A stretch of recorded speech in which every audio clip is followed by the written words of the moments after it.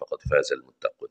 قال الله تعالى في كتابه العزيز: يا أيها الذين آمنوا كتب عليكم الصيام كما كتب على الذين من قبلكم لعلكم تتقون. Masyiral hadirin jamaah salat tarawih yang dimuliakan Allah. Mohon maaf sebelumnya, bacaan saya terlalu panjang nggak tadi? Terlalu pendek? Niat semula, mengingat ciri khas Muhammadiyah itu biasanya gayanya almarhum Kiai Haji A.R. Fakhruddin. Itu satu rakaat, satu halaman. Dan langgam bacaannya itu bukan ros seperti Syekh Sudais, tetapi langgamnya adalah langgam yang syahdu dan mendayu-dayu. Sehingga 8 rakaat biasanya memakan waktu sekitar 45 menit. Akan tetapi menyesuaikan dengan kekinian, maka itu dimodifikasi. Rencananya satu halaman mau dibagi menjadi 2. Tetapi baru selesai pada bagian pertama dari sholat tarawih, salam ke kiri langsung disaut dengan awayan di belakang saya. Sehingga itu meluluh lantakkan rencana saya.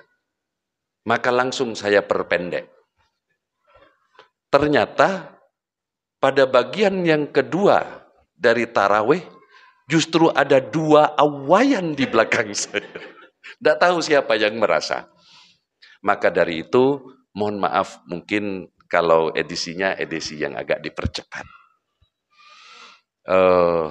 Inilah yang menjadi salah satu sebab kenapa kalau iftar di Masjid Nabawi dan Masjidil Haram itu tidak mamirat, tetapi mamiri, cukup kurma dan beberapa roti yang tipis-tipis. Karena yang dikhawatirkan di sana menghabiskan bacaan 1 juz itu awai saja. Maka dari itu mudah-mudahan malam ini menjadi sesuatu yang agak berbeda. Dan mudah-mudahan untuk selanjutnya pada Pak Khairan, hari raya kurang berapa hari lagi Pak? Alhamdulillah Idul Fitri kurang 22 hari lagi. Begitu. Saya teringat sebuah dawuh dari Allahyarham guru saya, Ustadz Awad Hasan dari Besuki. Kenapa satu tradisi dan budaya di Indonesia setiap seorang anak bersalaman dengan orang tuanya itu biasanya dengan cium tangan. Seorang murid bersalaman dengan gurunya itu juga dengan cium tangan. Tidak cukup bagian atas dari tangan, tapi juga dibolak dan dibalik dan sebagainya. Budaya di negeri Arab bahkan lebih jauh lagi. Sesama pria, sebagai satu bentuk penghormatan dari yang muda kepada yang lebih sepuh, kepada yang lebih sedikit ilmunya, terhadap yang lebih tinggi ilmunya, itu ditambahi dengan cium pipi kanan dan cium pipi kiri, dirangkul dan dicium ubun-ubunnya bahkan. Apakah ini sesuatu yang berlebihan? Lah, tidak. Ada satu prinsip ilmu pengetahuan yang sedang terjadi ketika persinggungan, persentuhan antara kulit bertemu dengan kulit. Ini terjadi dan dicatat oleh sejarah. Tatkala ayat pertama diturunkan, diwahyukan oleh Allah kepada melalui malaikat Jibril kepada baginda Rasulullah Muhammad SAW di Gua Hira. Malaikat Jibril turun dalam bentuk aslinya, seraya berkata kepada Rasulullah Muhammad SAW, Iqra. Apa yang dijawab oleh lisan yang mulia Muhammad SAW? Ana ma taqra. Ana ma aqra. Aku tidak bisa baca. Mendengar jawaban itu, apa yang terjadi? Sontak malaikat Jibril merangkul dan mencengkeram erat tubuh Rasulullah. Beberapa detik kemudian dilepas dan diperintah lagi, Iqra. Jawab Rasulullah, ana ma aqra. Aku tidak bisa baca. Maka dipeluk lagi oleh malaikat Jibril.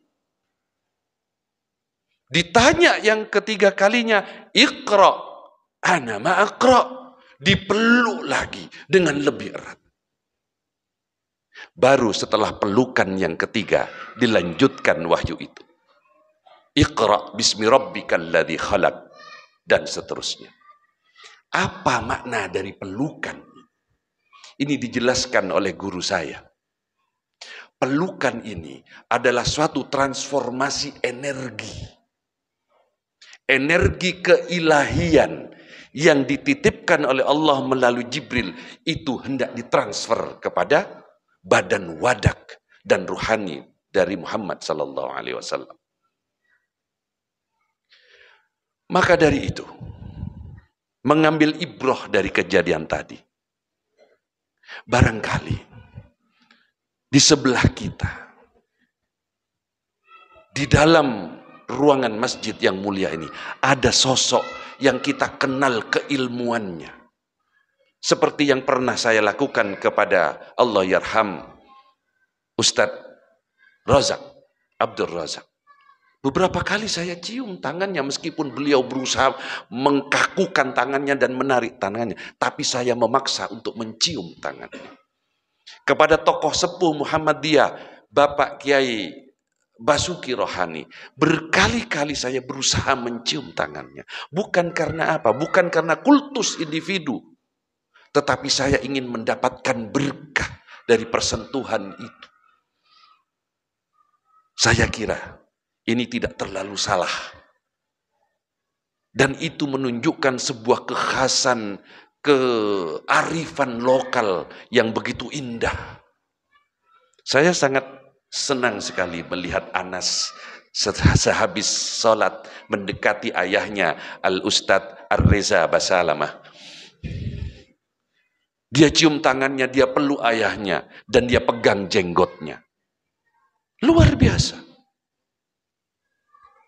Di sini ada orang-orang berilmu, ada orang-orang yang jauh lebih soleh dari kita. Kalau kita malu untuk meminta didoakan, untuk bertawassul kepada beliaunya, ciumlah tangannya. Mari kita mulai tunjukkan ketawaduan kita kepada orang-orang yang lebih sepuh, kepada orang-orang yang lebih berilmu.